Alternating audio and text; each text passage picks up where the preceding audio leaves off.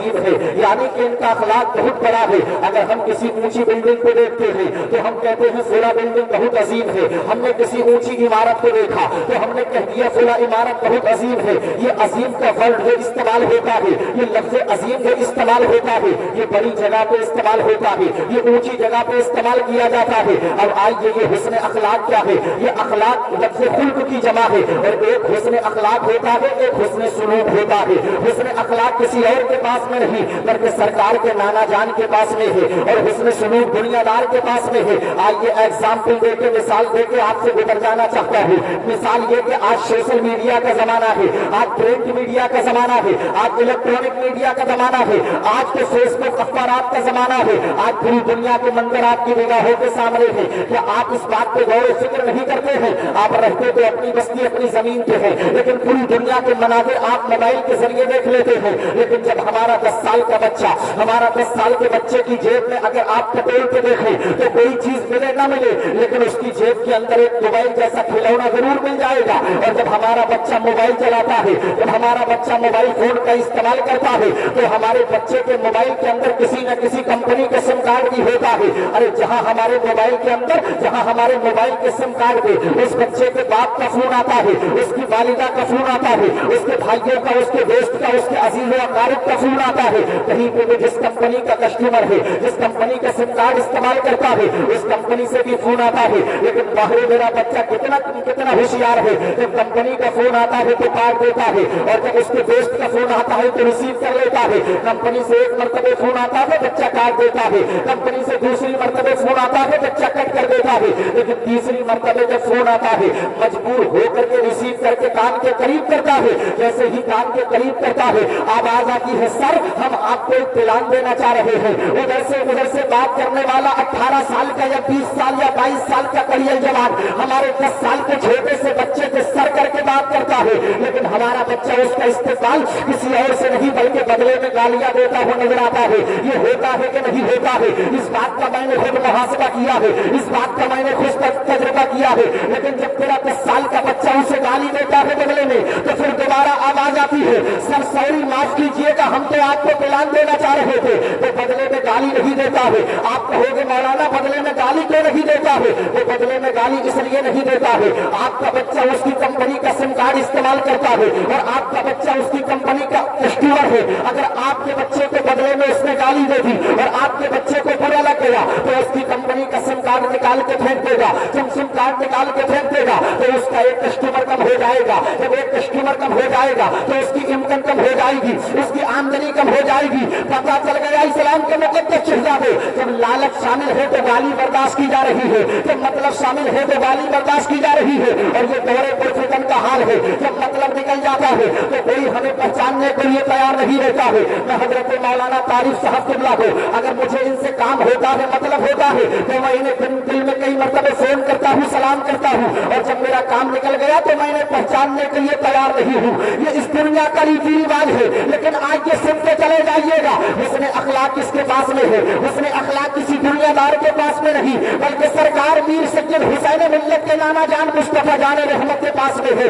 آپ کہو گے مولانا، تو آج یہ میں آپ کو بتانا چاہتا ہوں، میں نے عالم تصور میں قرآن پاک سے سوال کیا، اور قرآن میں نے مصطفیٰ کو دیکھا نہیں ہے، میں نے مصطفیٰ کی سیرت کو نہیں دیکھا ہے، میں نے مصطفیٰ کی سیرت کو نہیں دیکھا ہے، میں نے مصطفیٰ کے سونے کو نہیں دیکھا ہے، میں نے مصطفیٰ کے جاگنے کو نہیں دیکھا ہے، میں نے مصطفیٰ کے اٹھنے کو نہیں دیکھا ہے، میں نے مصطفیٰ کے بیٹھنے کو نہیں دیکھا ہے، میں نے مصطفیٰ کے کھانے اور پینے کو نہیں دیکھا ہے۔ اور قرآن ذرا یہ تو بتا دے میرے مصطفیٰ کے قدم ناز کیسے تھے؟ جب میں نے قرآن سے یہ سوال کیا تو پروردگار عالم کا پاکیزہ قرآن جواب دیتا ہے، نادان تو مصطفیٰ کے قدموں کے تعلق سے پوچھنا چاہتا ہے، میرا رب کلام اور پانی کے اندر اپنے محبوب تانا غیوب کے قدم ناز کے تعلق سے ارشاد فرماتا ہے، لا اقسم بهذا البلد وانت حل بهذا البلد۔ میں نے قرآن سے سوال کیا، اے قرآن میرے مصطفیٰ کے ہاتھ کیسے تھے؟ تو قرآن جواب دیتا ہے، یہ اللہ کا قائد ہے۔ میں نے قرآن سے سوال کیا، اے قرآن میرے مصطفیٰ کا سینہ کیسا تھا؟ تو میرا رب ارشاد فرماتا ہے، الم نشرح لك صدرك ووضعنا عنك وزرك الذي انقض ظهرك۔ میں نے قرآن سے سوال کیا،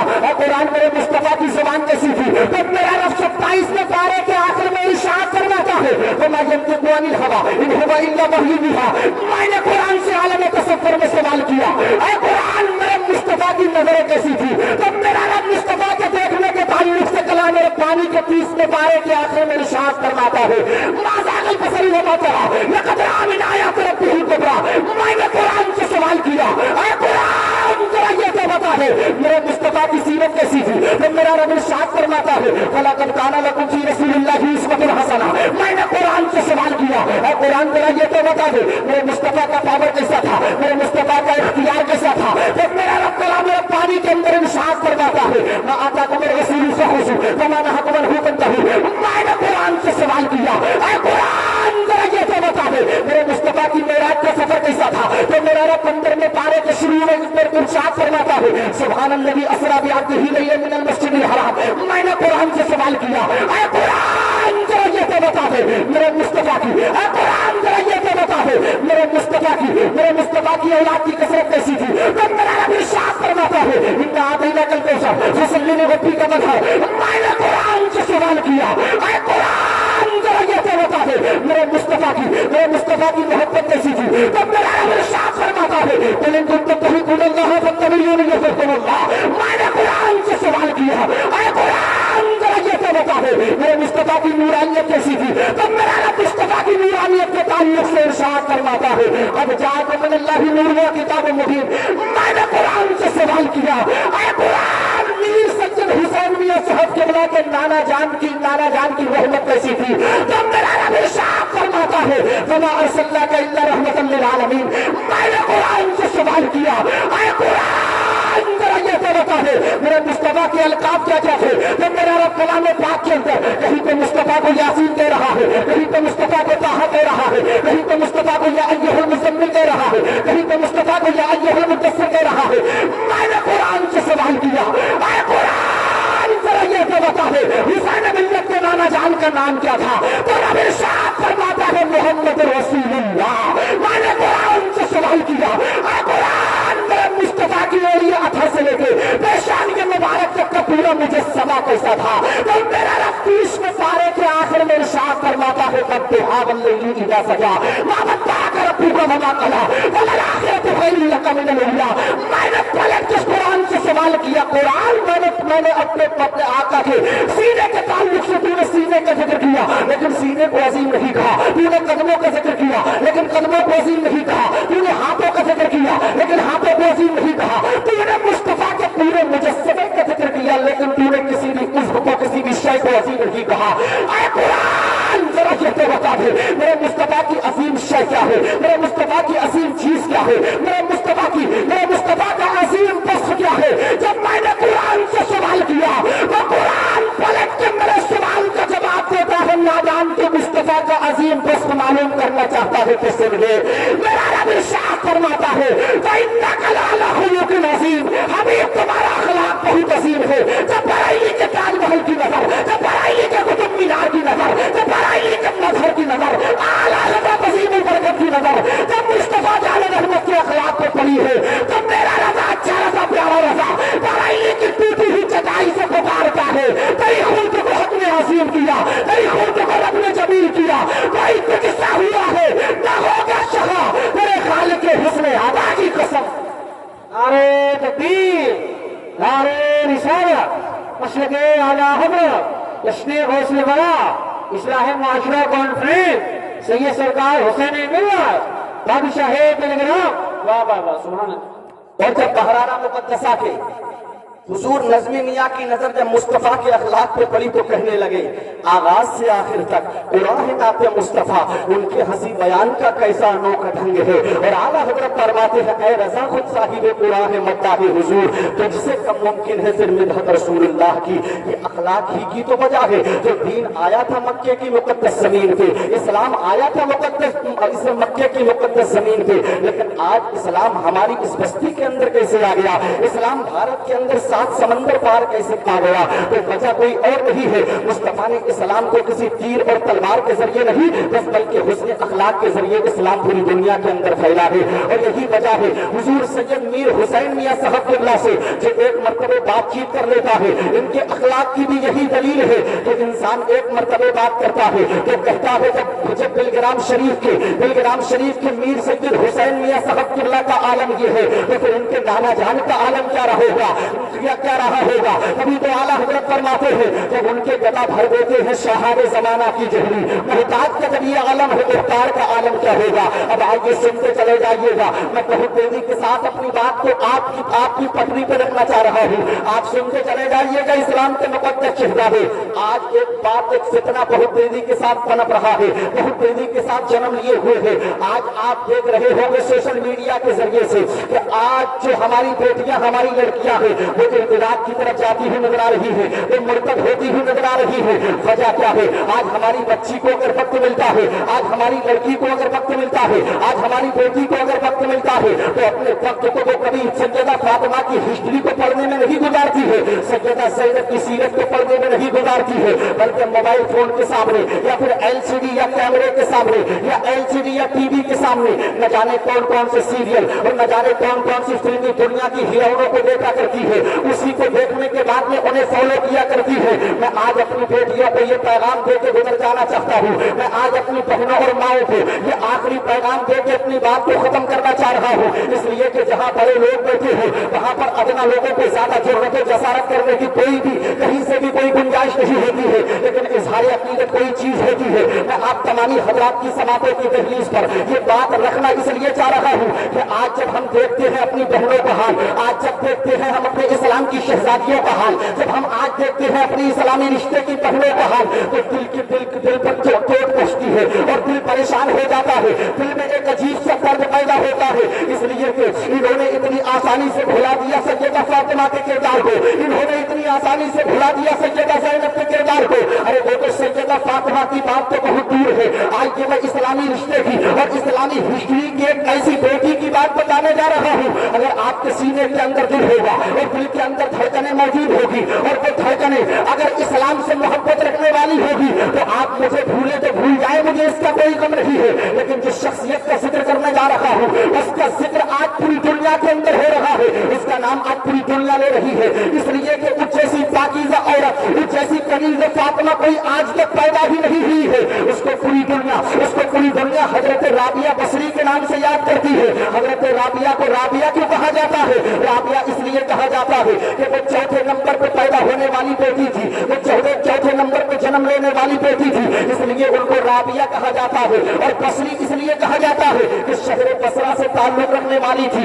कौन है हजरत राबिया बसरी? ये देखने में बहुत ज्यादा खूबसूरत नहीं थी, बल्कि देखने में इनका कलर जो था वो काले कलर का था, बहुत ज्यादा खूबसूरत नहीं थी, बहुत ज्यादा हैंडसम नहीं थी और बहुत ऊंचा इनका कद भी नहीं था, ये पस्त कद की थी। लेकिन बहरे अल्लाह की इतनी बरगुज़ीदा बंदी थी कि रातों रात अल्लाह के हुजूर सजदा रेज़ रहा करती थी, रातों रात अपने सर को अपने परवरदिगार आलम के हुजूर झुकाया करती थी और ऐसे झुकाती थी कि जब उन पर नींद का गलबा तारी होता था, जब नींद तारी हुआ करती थी, जब नींद आया करती थी राबिया बसरी को, तो अपने हाथों से अपनी जुल्फों को, अपने बालों को नोचा करती थी और अपने नफ्स को मलामत किया करती थी, अपने नफ्स को झंझोड़ के कहती थी, ऐ मेरे नफ्स, तू राबिया को कब तक बिस्तर की तरफ ले जाता रहेगा, तू राबिया को कब तक लिटाने और सुलाने की तरफ ले जाता रहेगा। आखिर तो जब मैं मर जाऊंगी, कब्र के अंदर चली जाऊंगी, तो पूरी जिंदगी सोती रहूंगी। अरे जब तक कि मेरी सांसें चल रही है, जब तक मेरी बॉडी के अंदर खून का कतरा गर्दिश कर रहा है, अरे जब तक मेरी जिंदगी है, तब तक तो मुझे अपने मौला को मना रहने दे, तब तक तो मुझे अपने अल्लाह को राजी कर लेने दे। ऐ लोगों, जो तुम अपने अल्लाह को भूले हुए हो, मेरा रब कलाम रब्बानी में इरशाद फरमाता है, फकीर अल्लाह, कहाँ जा रहे हो मेरे बंदे? अपने रब की तरफ पलटो, अपने अल्लाह की तरफ पलटो। तुमने दुनिया ही को सब कुछ समझ लिया है, ये दुनिया तुम्हारे लिए कुछ नहीं है, पानी ही पानी है। मेरा रब इरशाद फरमाता है, ला तंसा नसीबका मिन दुनिया, दुनिया से अपने नसीब का मत भूलो। अरे तुम्हारे नसीब का दुनिया में है ही क्या? तुम्हारे नसीब का दुनिया में सिर्फ तुम्हारा कफन है। जब तुम मरोगे तो सिर्फ कफन के अंदर जाओगे और इस कफन के अंदर कोई जेब भी नहीं होगी, जिस जेब में तुम पूरी दुनिया के अंदर दौलत और सरबत और सरमाया कमाने में लगे रहते हो, पैसे को कमाने में लगे रहते हो, प्रॉपर्टी खरीदने में लगे रहते हो। जब तुम जाओगे तो तुम्हारे कफन के अंदर कोई जेब नहीं होगी, उसके अंदर कोई ऐसी चीज नहीं होगी जो तुम अपने माले सर को उसके अंदर लेकर के रख करके चले जाओ। जब कब्र में जाओगे तो आपको खाली हाथ जाना पड़ेगा। तो मैं आपसे कहना चाहता हूँ, इस्लाम के मुकद्दस शहजादे, इस दुनिया को अपने सही दिमाग से निकाल दो। यही दुनिया ही तो है जिस दुनिया के ताल्लुक से बड़ा نے یہ ذہن دے دیا ہے۔ ارے جس دنیا کے چکر میں تم لگے ہوئے ہو اس دنیا کی اوقات میرے رضا نے بتا دی، اور دنیا کے تعلق سے میرے اعلیٰ حضرت نے کہا تھا دنیا کو تو کیا جانے یہ بسکی کاٹ ہے ہر رافا، دنیا کو تو کیا جانے یہ بسکی کاٹ ہے ہر رافا۔ صورت دیکھو ظالم کی تو کیسی بھوتی بھولی بھالی ہے، سونا جنگل رات اندھیری چھائی بدلی کالی ہے، سونے والوں جاگتے رہیے چوروں کی رفتاری۔ واہ واہ واہ واہ، ماشاء اللہ ماشاء اللہ، سبحان اللہ۔ ذہن سے نکالو اور اپنی بیٹیوں تک بھی یہ پیغام پہنچانا چاہتا ہوں، کبھی وقت ملا کرے تو اپنے وقت کو ضائع مت کرو، اپنے وقت کو اچھی جگہ پہ خرچ کر دو۔ کبھی تم سیدہ فاطمہ کی ہسٹری کو پلٹ کے دیکھ لیا کرو، کبھی کہ سیدہ زینب کی تاریخ کو پڑھ کر کے دیکھ لیا کرو، تب تمہیں پتا چلے گا کون ہے سیدہ زینب۔ ارے سیدہ زینب کے تعلق سے اگر میں بولنے لگا تو ہو سکتا ہے کہ بہت زیادہ دیر ہو جائے۔ میں اپنی تقریر کا آڑے ادھر نہیں گھمانا چاہتا ہوں، میں آنا چاہتا ہوں اسی بات پر، حالانکہ یہ میری عادت ہے، میں جس پٹری پہ چلتا ہوں وہی طریق چلنے کی کوشش ہوتی ہے۔ آئیے سنتے چلے جائیے گا۔ رابعہ کی بات کر رہا تھا، رابعہ جوانی کے عالم میں بیوہ ہو چکی تھی، یہ بیوی کی زندگی گزر بسر کر رہی تھی، ان کے اوپر ان کے شوہر کا سایہ بھی نہیں تھا، دیکھنے میں بہت زیادہ اچھی نہیں تھی، لیکن اپنے اللہ کی عبادت اور ریاضت اتنی کیا کرتی تھی کہ ہر وقت اپنے مولا کو بنانے میں لگی رہا کرتی تھی، ہر وقت اپنے مولا کو راضی کرنے میں لگی رہتی تھی۔ لیکن باہر سیدہ زینب، باہر سیدہ رابعہ بصریہ اگر بیٹی ہو تو تمہاری جیسی ہو، اگر لڑکی ہو تو تیرے جیسی ہو، اگر بچی ہو تو تیری جیسی ہو۔ اسی انہی کے دور کے ایک بہت بڑے امام کا نام ہے جس کو پوری دنیا حضرت امام حسن بصری کے نام سے یاد کرتی ہے۔ کون ہے حضرت امام حسن بصری؟ وہی حضرت امام حسن بصری جن کو علم و ادب کا کوہ گرا کوہ ہمالیہ کہا جاتا ہے۔ کون ہے امام حسن بصری؟ ان کو اتنی سعادتیں حاصل ہے، جب میرے مصطفیٰ معراج سے پلٹے تھے اور معراج سے پلٹنے کے بعد میں مصطفیٰ جان رحمت کو مصطفیٰ جان رحمت کے پاس میں جو جبہ تھا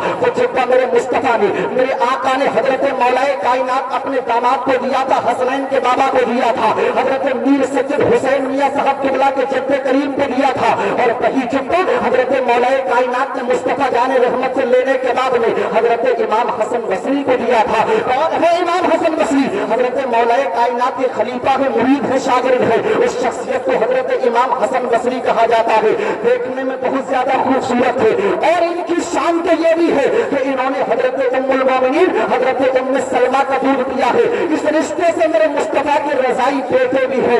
اتنا شان والا ہے میرا امام حسن بصری، لیکن دل میں خیال پیدا ہوتا ہے بصرہ کے اندر رہنے والے بڑے بڑے دولت والے، پیسے والے، بڑے بڑے روپے والے، بڑے بڑے سرمایہ دار لوگوں نے اپنی خوبصورت حسین و جمیل بیٹیوں کے نکاح کے لیے حضرت امام حسن بصری کے دروازے تک پیغام پہنچایا تھا اور کہا تھا حسن ہم اپنی بیٹی کا نکاح تمہارے ساتھ کرنا چاہتے ہیں، اگر تم اجازت دو تو اس کام میں ہم پہل کریں۔ بڑے بڑے نئی سی آدم لوگوں نے اپنی بیٹیوں کے پیغام پہنچائے تھے حضرت امام حسن بصری تک، لیکن میرے امام حسن بصری نے کسی کو سوال کا جواب نہیں دیا تھا، کسی کو پلٹ کے جواب نہیں دیا تھا، بلکہ امام حسن بصری کے دل میں خیال پیدا ہوتا ہے کیوں نہ میں حضرت رابعہ کو پیغام دے اپنے نکاح کا۔ ارے رابعہ تو بے بڑی کی زندگی گزر بسر کر رہی ہے، ان کا شوہر بھی نہیں ہے اور اب ان کا شوہر بھی نہیں ہے، میں چاہتا ہوں ان کے دروازے پر اور ان سے جا کر کے اس بات کا سوال کروں گا، میں جا کے اس بات کا مطالبہ کروں گا رابعہ اگر تم مجھ سے شادی کرنے کے لیے ایگری ہو جاؤ، اگر مجھ سے شادی کرنے کے لیے راضی ہو جاؤ تو رابعہ میں تم سے نکاح کرنا چاہتا ہوں۔ یہ تمام تر باتیں حضرت امام حسن بصری کے دل اور دماغ میں گردش کر رہی تھی۔ اب حضرت امام حسن بصری اپنے گھر سے نکلے ہیں اور اپنے قدموں کو حضرت رابعہ کی جھوپڑی کے متصل کرتے جا رہے ہیں، حضرت رابعہ کی ٹوٹی ہوئی کٹیا کی طرف جا رہے ہیں، حضرت رابعہ کی ٹوٹی ہوئی جھوپڑی کی طرف جا رہے ہیں۔ حضرت امام حسن بصری نے جا کر کے حضرت رابعہ کی ٹوٹی ہوئی جھوپڑی میں دستک دیا ہے، ٹوٹی ہوئی کٹیا میں دستک دیا ہے، اندر سے آواز آتی ہے ارے کون ہے جس نے آنے کی جرأت و جسارت کی ہے، کون ہے جس نے میرے دروازے پہ دستک دی ہے، کون ہے جس نے میرے دروازے پہ آ کے جنبش دی ہے، کون ہے جس نے میرے دروازے کو ہلایا ہے، کھٹکھٹایا ہے۔ اندر سے جب اتنی آواز آئی تھی تو پلٹ کے جواب دیا تھا حسن نے اے رابعہ سن لو تمہارے دروازے پہ کوئی اور نہیں بلکہ امام حسن بصری آیا ہوا ہے، حسن تمہارے دروازے پہ آیا ہے۔ جب اتنا کہا تھا حضرت امام حسن بصری نے تو رابعہ پردے کی آڑ سے کہتی ہے حسن بتاؤ تو صحیح تم یہاں پر کیوں آئے ہو، تمہارے آنے کا اصول کیا ہے، تمہارے آنے کا ضابطہ کیا ہے، تمہارے آنے کی غرض و हिदायत क्या है, तुम्हारे आने का सबब क्या है, तुम्हारे आने की वजह क्या है। जब इतना कहा था राबिया ने, तो हजरत इमाम हसन बसरी कहते हैं राबिया मैं तुझसे एक सवाल करना चाहता हूँ, मैं तुझसे एक बात पूछना चाहता हूँ। तो राबिया ने कहा था हसन बताओ तो सही तुम क्या पूछना चाहते हो, बताओ तो सही तुम क्या कहना चाहते हो। तो हसन ने कहा था राबिया अगर तेरी इजाजत हो मैं तो एक सवाल करूं। तो राबिया ने कहा था हसन मेरी इजाजत है बताओ कि सवाल करना चाहते हो। जब इतना कहा था राबिया ने तो हसन कहते हैं ऐ राबिया, तो हसन कहते हैं ऐ राबिया तुझे मालूम है मक्के की बसरा के बड़े बड़े लोगों ने मेरे लिए रिश्ते के लिए बेटियों का पैगाम पहुंचाया है, लेकिन राबिया मैं तुझसे निकाह करना चाहता हूं अगर तेरी इजाजत हो। जब इतना कहा था राबिया से तो इमाम हसन बसरी से राबिया कहती है ऐ हसन तुम मुझसे निकाह करना चाहते हो। अरे मैं देखने में भी अच्छी नहीं हूँ, मेरा कद भी बहुत बुलंद नहीं है, मस्त कद की हूँ। अरे बड़ी बड़ी बसरा के अंदर खूबसूरत हसीन और जमील महजबियों का हमारा बेटियां रहती है, तुम किसी से निकाह कर लो मुझसे निकाह क्यों करना चाहते हो। जब इतना कहा था राबिया ने तो हसन कहते हैं मुझे तुझसे निकाह करना है अगर तेरी इजाजत मिलेगी तब। तो हजरत राबिया बसरी ने कहा था हसन अगर तुम मुझसे निकाह करना चाहते हो तो मेरे 4 सवालों के जवाब देना पड़ेंगे। अब जितने लोग यहाँ बैठे हुए हैं वो 4 सवाल सुन ले और इसी पर मेरी गुफ्तगू इंशाअल्लाह ताला अज़्ज़ व जल इख्तिताम पजीर तक होगी, इख्तिताम तक पहुंचेगी। आज तो सुनते चले जाइएगा मिल्लत के नौजवानों। राबिया ने जब इतना कहा मेरी एक शर्त है मैं 4 सवाल पूछना चाहती हूँ। तो हसन ने कहा था ये औरत ही तो है, ये लड़की ही तो है, ये तो बेटी है खवातीन है, और औरत जो होती है वो नाक़िसुल इल्म होती है, औरत जो होती है वो मर्द की टेढ़ी पसली से पैदा की हुई है। तो औरत कितना बड़ा मुझसे सवाल करेगी, अगर ये कोई भी सवाल करेगी इसके सवाल का जवाब दे दूंगा। इतना सोच रहे थे हसन बसरी, लेकिन राबिया ने ऐसा सवाल किया। राबिया ने पहला सवाल किया था हसन जरा ये बताओ कि मैं जहन्नमी हूँ कि जन्नती हूँ। जब इतना कहा था हजरत राबिया ने तो हसन बसरी जवाब नहीं दे पाए थे, हसन बसरी खामोश थे। और राबिया ने दूसरा सवाल किया था हसन जरा ये बताओ जब मैदान महशर बरपा होगा, जब कयामत का दिन होगा, तमाम लोगों की नेकियां नामाए अमाल मीज़ान पर तोली जा रही होगी, तो मेरा पलड़ा हल्का होगा कि भारी होगा, जरा ये बता दो। ये दूसरा सवाल किया था, हसन ने जवाब नहीं दिया। तीसरा सवाल किया था राबिया ने, ऐ हसन जरा ये बताओ जब मैदान महशर बरपा होगा, तमाम लोगों की नेकियां उनके नामाए अमाल किसी के सीधे हाथ में दिए जाएंगे, किसी के बाएं हाथ में दिए जाएंगे, तो राबिया के नामाए अमाल सीधे हाथ में होंगे कि बाएं हाथ में दिए जाएंगे, इस सवाल का जवाब दे दो। हसन बसरी ने जवाब नहीं दिया था। अब चौथा सवाल राबिया ने किया था, हसन जरा ये तो बता दो जब पूरी दुनिया के लोग पुल सिरात से गुजरेंगे और जो पुल सिरात एक पुल है उससे जब राबिया गुजरेगी तो राबिया गुजर जाएगी या कट के नीचे गिर जाएगी।